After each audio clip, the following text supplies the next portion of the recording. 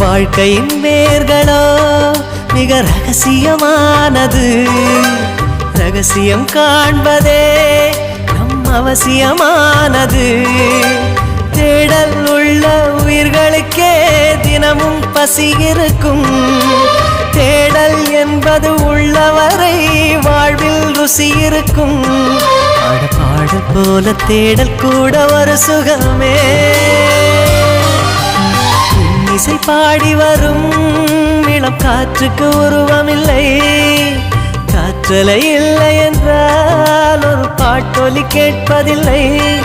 ஒரு காலம் வருகையில் உள்ளம் கொள்ளை போகுதே.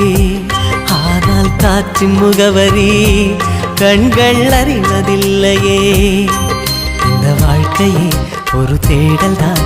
அதை தேடி தேடி தேடும் மனது தொலைகிறதே.